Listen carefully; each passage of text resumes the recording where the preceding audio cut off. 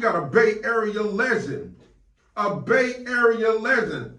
Yes. Returned pastor, Ramon Curtis. AKA Agerman, that mega boy.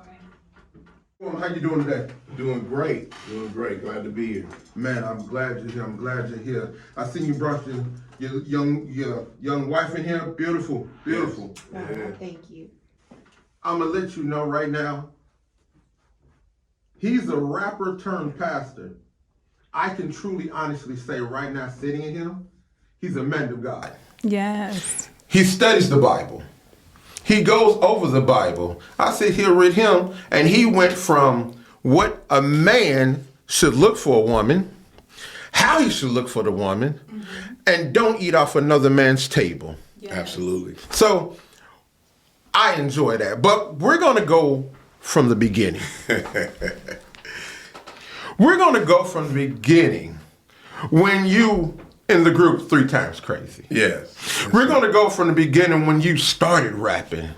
Right. When you was in East Oakland. Yes. Yes. So, yes, sir. first question is, how did you get your name? Well, I was over there in the 20s, East 21st and 25th Avenue. They call it the Murder Dubs. Yeah. And I'm telling you, I done seen a whole lot of murders over there. But then after I started living over there, I started calling it the corner store spot where I get my chimichangas and cream cheese. Okay. And I started seeing it as a beautiful neighborhood.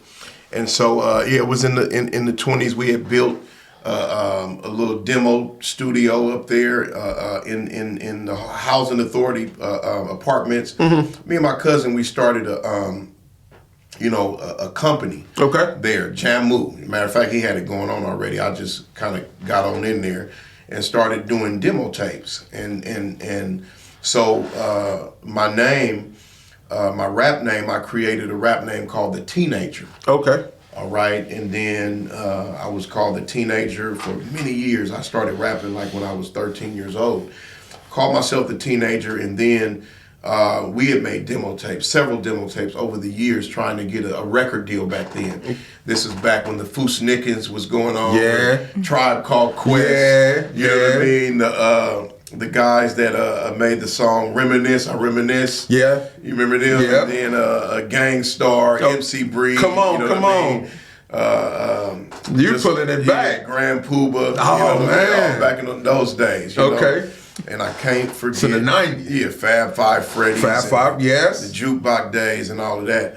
And so UMCs, I can't forget them either. I love them. Poor Righteous Teachers. Yeah. You know what I mean? So that was the days I was trying to get a demo tape, and I loved the way that, Too Short used to show us, on videos that wearing a donkey rope, being flamboyant, and means that you are a rap star, which means that you can afford greater things in life. Yeah. And so as I was watching those videos back then, I was saying, I'm a teenager, so I'm gonna come out with The Teenager. And Chubb Rock, he was a good, artist that taught me, back in the days that I should represent my youth. Okay. So that's exactly what I did. I entitled my name The Teenager, and then, I started sending demo tapes into many, many record labels, and they denied me, kept denying me. We don't like it, send us something else. We don't like it, send us something else. We don't like it, send us something else. And then I reached 18 years old, and I said, you know what? I'm not just a teenager no more. You feel me? Come on. I made the great decision. We did a whole lot of barbecues and a whole lot of other things too in that one apartment. I said, you know what? Now I'm Agerman, right?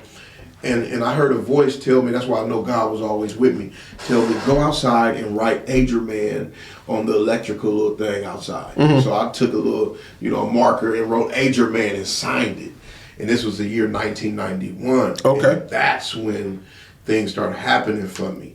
You know what I mean? In the year 1991, I finally started doing shows, at Bret Hart Junior High School. Ah, okay. Yes, I started turning out shows. I rented the Bjornson auditorium over there off of Fruitvale. And so many people showed up, man. I didn't even know how, professional I really was, because I was, drawing the crowd during lunchtime at Bret Hart.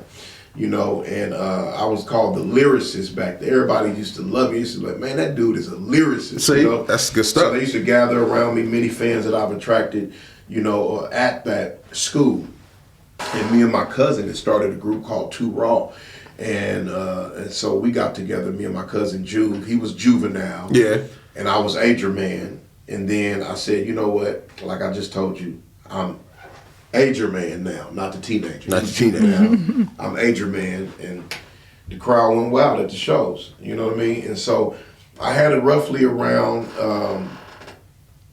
probably around 2,300 or 2,500 fans. Oh man, you're doing it big. Nice. You're doing it big I was then. a junior high star. Okay. You know what I mean? And then we started doing shows at the Hip Hop on the Green with Ashford. And it was just so awesome because at that time, Keith the Sneak had joined the group. Ah. Yeah, and Keith, how we met, he was going to Bret Hart. Okay. And, you know, Keith was getting ready to be a football player. But he went from, you know, the high school he went to on High Street, Fremont High, I believe that's the name of the school. Yeah. And then he went on over there to Bret Hart, and during lunchtime, you feel me? This little chubby little dude, you know, entered the crowd, and I was like, "Who is this dude sniggling and giggling?" You know what I mean? And so I got my fans, and they listening to my raps and everything every lunchtime, right? Okay. I got all my fans, and I'm upgrading them on, you know, concerts and everything that we're gonna be doing. So Keith the Sneak, what happened was he ended up coming through and saying he wanted, you know, kind of compete against me. And I'm like, for real? He said, yeah. He said, yeah, I got something. I'm competing against you. So back then, y'all still had rap battles. Yeah, it was like the rap battle of Bret Hart. Okay. So he came through and he tried to battle me, you know what I mean? And he lost. I like when he said he lost. Right. He lost. You feel me? And so but he always came back through. Hey, Right. that's You what know you I mean? do. He came back through, and then one time, I noticed that when he came back, I was rapping, busting my raps, doing my thing. Everybody loved me. They loved Agerman, the lyricist, right? And so Keek, this time he came through with a pants leg hat on, right? Okay. And I noticed him. Before he had a high top fade, he wasn't tripping. This time he came through, he wasn't giving up. He had a pants leg hat on. He made a hat out of a pants leg and put it on his head and put Keep the Sneak on there, right? And he said, "Hey, I got one for you this time," right? He was really deliberately saying that he wasn't giving up. You know what I mean? He was he wasn't giving up. He wasn't giving up. So this time he did a comical rap. He did a cap rap. And he capped on me from head to toe. I'm telling you, he did a freestyle cap rap and he won the crowd. Oh, He won the crowd. something new. Right. He won the crowd. Keep the Sneak won the crowd. I was like, man, but I'm not a poor loser. Okay. You know what I'm saying? And so what I did was I told Keith like this. I said, look, me be at my house, at my mama's house. We live in the 20s. I said, man, join my group. He was like, good. So he joined my group. So if you can't beat him, join him. That's what I was telling you. You can't beat me, Keith. Join me. I can dig it. I can dig it. But he did beat you. Well, no, he just entered into the contest. You know, he caught my attention. Right? And so when he started practicing with me. Okay. You know what I mean? Like 3 days a week, I had keep practicing. 3 days a week. And so what I did is I taught him, you know, a style. You know what I mean? The Flowmatic 9 that I came up with. And then he put his comical life stuff up on the inside of there, and it was beautiful. And we formed a group and called Dual Committee. Dual Committee. Yes, we formed a group called Dual Committee, which was beautiful. And the Flowmatic 9 went up in history in our hearts. You know what I mean? So, yeah. not to cut you off, well, what's the Flowmatic 9? Flowmatic 9 was something that I created when I was like 13. Mm-hmm. You know, it was stopping the violence style. Nice. Okay. You see what I'm saying?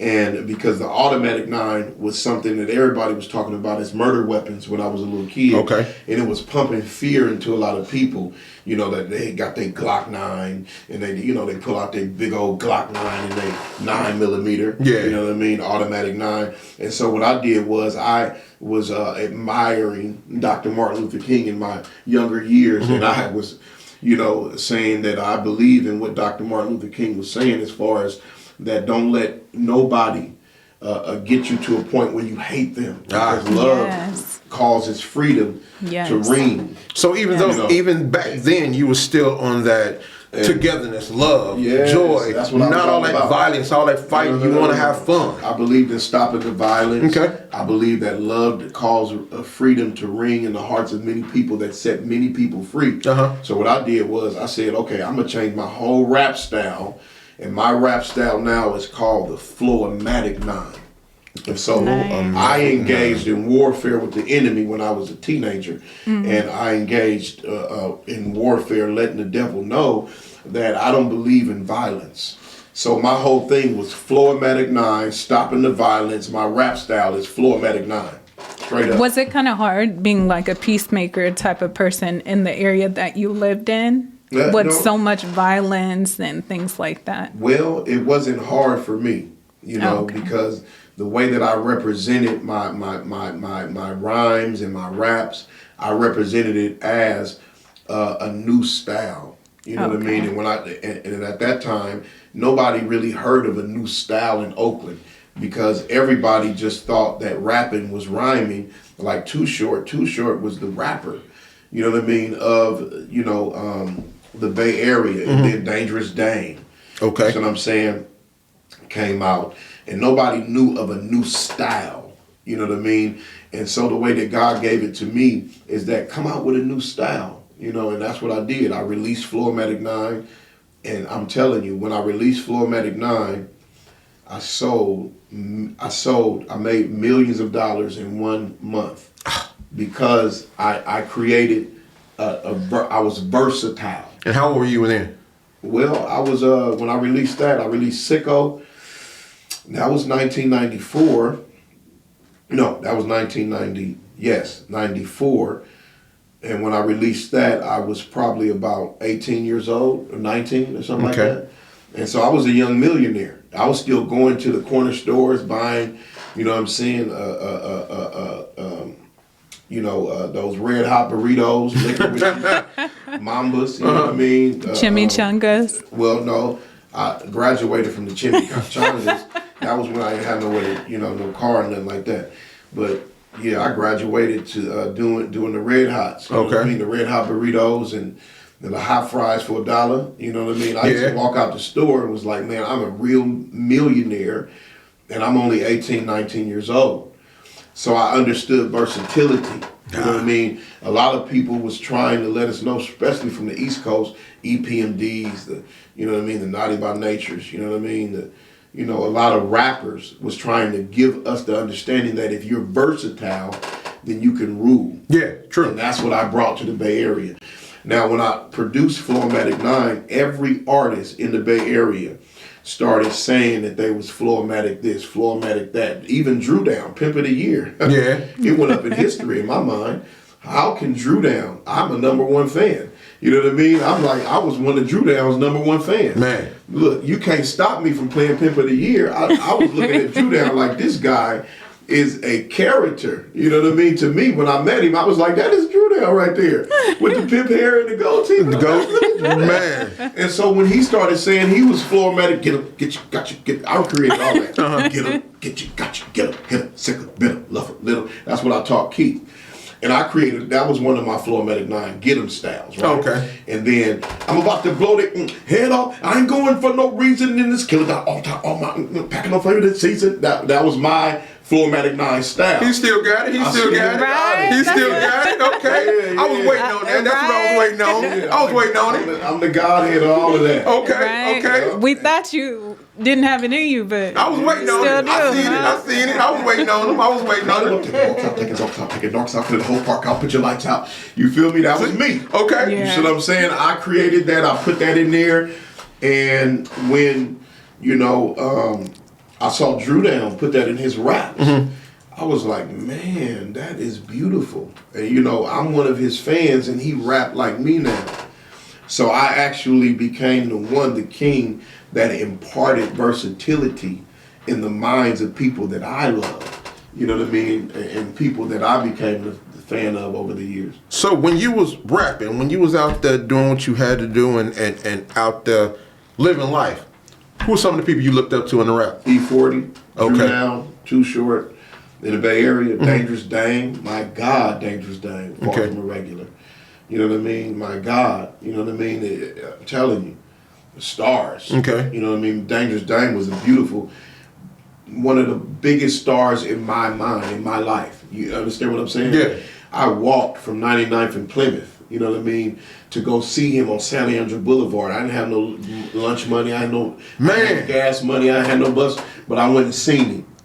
I used to play his tape every single day. He was the rap star that taught me. When he was on the stage, I was watching him, and it seemed like he was looking right at me. And he taught me how to be a professional stage artist. You see what I'm saying? You gotta control the stage. Dame, from the Bay Area, MC Ant from the Bay Area. You know what I mean? Was a great artist, and a couple other people that, you know. Right now, living or dead? MC Pooh. Okay. Okay. He already knew. Okay. He had Ant it. Banks. Okay. You see what I'm saying? I got one more. Living or dead? Who would you and you could perform with them right to this day? Who would you do? Who would you perform with? Right now? Yeah. The dead ones, I'll do the Guru. Okay. You know what I mean? Nice. The dead ones, let me see. Michael Jackson. Okay. You know what I mean? Yeah, Mike. Let me see.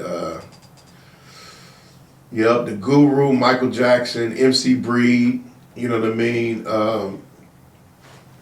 Let me see who else.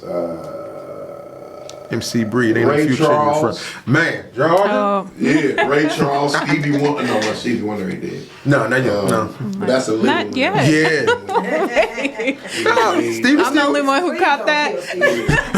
No, please don't kill Stevie. Stevie's been around for a minute. Teddy Pendergrass. I mess with Teddy. Teddy Pendergrass. Yeah. Yep, Teddy Pendergrass. Sam Cooke, that's my cousin. Oh, man, really? Yeah. I can dig that. Yeah. And a lot of them. I loved a lot of the artists that passed away. You know what I mean? And went on to the Lord. So would you say music, you was born into music or you just came into it? I was born into music. Okay. You know, because like my father was a great singer. Oh. But he didn't make it out there, you know, into the music world. He was singing like, you know, in clubs. Okay. He had a little group with my cousins and stuff. He used to hit those high notes and things like that. He was a beautiful singer and a dancer. You know, and my mother, she loved music, Yeah. I have a lot of cousins that did music. My cousin, James, and my other cousin, Gerard Foster, they was producers. Oh, cool. You see what I'm saying? Yeah, so I had a lot of musicians, you know what I mean, growing up in my family, yes. That's good. Got one more. Keep it on the real. Yes, sir. How did that come about? Well, I taught the group that we were supposed to, create, a variety of songs. We have to have a #1 hit on every album. And that was our focus, to create. I never believe in fillers. I always believe that every song has to be a hit. But when I create stuff like Get 'em, Get You, Got You, Get 'em, like that was a hit in the streets. Okay. You know what I mean? And West Coast hits. Make your trunk thump, West Coast. And the thing that I've done, everything on my albums is hits. Then I decided to create mortuary music, you know what I mean, that produced a whole lot of a reality, you know what I mean, and songs like No Need for the Ambulance, that boy ain't getting up, call the corner to pick him up, zip him up, split him up, technical chop, hit him up, on top, big it up, messing with the ring him up, light him up, sick enough, get sick enough. Yeah, no need for the ambulance, and all of those things. Look at him. Yeah. So I decided to do mortuary music, since that was the true reality of what was happening in the streets. When I lost a guy, that was very dear to my heart, that got killed. Yeah. On 95th, over there in International. And he had got shot. They killed him, just, shot him many of times. So, wow. Yes. And so I understand that, that was my reality. You know what I mean? He didn't get up. And that was the reality in the mind frame of killers. And a lot of killers are in the world today, and that's how they think. So I decided to, write a rap concerning that. And that became a hit, beautiful hit. And, a lot of things, brought about Keep It On the Real, because I decided that, we should have a radio song, And so when we decided to use that single, Tell Me How You Feel, we ended up, putting our own words in there, with keeping it on the real, because that was basically the foundation of our group. We kept it on the real about everything that we did. So that's how it came about. We wanted a radio song, and we decided to let everybody know that in order for you to understand us, you got to understand that we keep it on the real. And honestly, I remember when I was in Indiana. I'm from Gary, Indiana, and we bumped that all the time. That went to Indiana, man. Yes, sir. Yeah. So that means that was a little bit of everywhere. So you did your thing. You did your thing. Thank you. I'm finna ask you a question. What you doing now? Well, I'm still making hits. Okay. You know what I mean? I'm still making hits. I have 5 albums that I just got through recording. Okay. I have Mega Boy Entertainment, which is my record label that I'm releasing out now and releasing all my stuff on. I have my wife as my artist, in particular, beautiful artist, and she is coming out, on Mega Boy Entertainment. She's a singer, and it's a beautiful thing in what God is doing in her life. And also I have some other artists I'm looking at, as my dream has always been to be a CEO, but I understood humility, that I had to be taught different things, and be under Virgin Records when I was in 3x Krazy, Virgin New Tribe. And then I ended up going from there to developing the Time Now, that where I'm getting ready to be a CEO of my artists, as I release them. And so that's what I'm doing now. I'm a pastor also over the ministry Chosen Generation International, and that ministry there, we're birthing now Chosen Generation International Sacramento, 2201 Northgate Boulevard, Suite J. It's in the Thomas Christian Center every Tuesday at 7 p.m. from 7 p.m. to 9 p.m. And also every Thursday from 7 p.m. to 9 p.m. So Chosen Generation International, we're birthing a nation of believers that believe that Jesus Christ is Lord, and he died on the cross of Calvary for your sins, rose from the dead with all power in his hands, and then he's the one that walked through the wall and healed Thomas's doubt supernaturally. And that's exactly what I am here to do now, is to present this church to all people, as well as my record label and other things that I'll be announcing soon. But nice. The ministry is to heal the doubt of unbelievers. Nice. That Jesus Christ is Lord. Don't doubt it in your heart, but believe that he rose from the dead with all power in his hands, and he's able to raise you up also. Yes. Amen. Amen. So I have a question. So how did the transition transpire? Like, what made you transition into being a pastor and kind of going that way? Well, I was always a pastor, and I just didn't know it. Pastoring is leading sheep. That's what I was taught. And then when I, ended up doing the album Stacking Chips, I wrote a song called Tired of the Pain, and I listened to my lyrics, and God said, remember, it was a strange place I was in. I was in Los Angeles, and I made it to be a superstar like I knew I was going to be. And, the rappers like from Dog Pound started singing worship songs in the hotel that we was in, started singing worship songs about Jesus. Yeah, and I was like, that's odd. That dads would sing a worship song about Jesus, you know what I mean, in this hotel room that we in. And he started singing worship songs about Jesus. And then the Lord promised me, he said, never will I leave thee, never will I forsake thee. And so I was so much of a rap star that I didn't forget about God, but I was so deep into just being a rap star that God said, I want you to know what star made you a star. And so I then remembered that when I used to preach at Acts Full Gospel Church, I used to preach at the church when I was 9 years old. I had forgotten about that. You know, that when I transitioned and was birthed into being a superstar in the world, because my fans was my focus. You know, and making hits was my focus for years. And then to have Dad sing that worship song caused me to remember when I was 9 years old, you know, preaching at the church. And Bishop Bob Jackson of Acts Full Gospel Church giving me a chance to preach. I preached at 9 years old, so I was pastoring then in the spirit, pastoring and evangelizing, you know, in the spirit. Yeah. Nice. So what's some advice you can give to the young people? Well, the advice I want to give to the young people is, the Bible says, train up a child in the way that he should go, so when he is old, he will not depart from it. Remember where you was trained at. You know, in your younger ages, you are a blessed generation. Your grandmother trained you, your grandfather trained you, your mother, your father, or your pastor, old school pastors, too, that have trained the pastors that we're under, like Martin Luther King, the old school pastors, you know what I mean? Yeah. All kind of different pastors that have brought up generations of people that, my grandfather, Reverend James Curtis, he was a pastor of First Morning Star.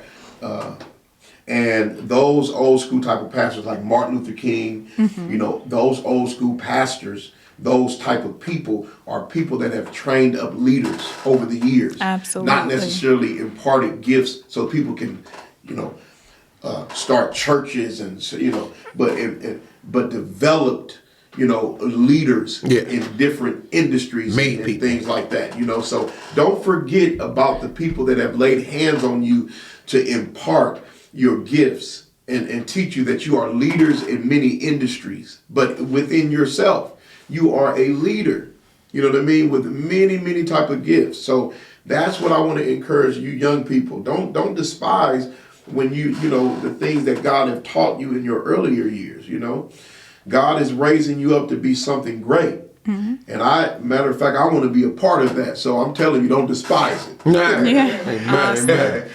Once again, let them know where your church is at. Let them know the hours. Okay, my church is 2201 Northgate Boulevard in the Natomas Christian Center. And it's Tuesday night, 7 p.m. through 9 p.m. Tuesday nights. And then Thursday from 7 p.m. to 9 p.m. Okay. Wow. This has been a wonderful, wonderful interview. Yes. And I'm so thankful that you came through, gave us some knowledge of who you are and what you're doing, and let us know about some of them Bay Area rappers, man. We sometimes forget about. Yeah. Even though they're not out doing anything, they're still around. They still are legends. They still are openers and everything. Yes, sir. And you still out there rapping. Yeah. You still out there pushing shows. Yes, sir. Man. Yes. You got another show coming up? You want to tell the people? I do. I have some that I got upcoming. It's not cemented yet. You know what I mean?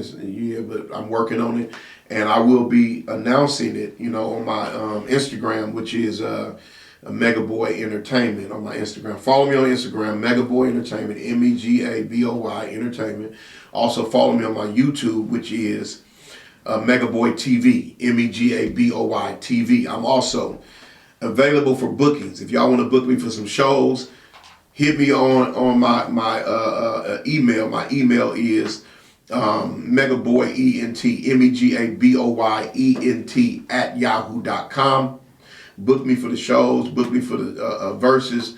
I'm available for all of that right now. You know what I mean? And also, you can call Megaboy offices. Megaboy offices is 510-975-5248. Call Megaboy offices, leave a message, or request me to come, and do a verse or show up at a concert. You know what I mean? And we'll discuss business that way. I love y'all. Love all y'all, my fans. I love y'all sincerely. That's wonderful.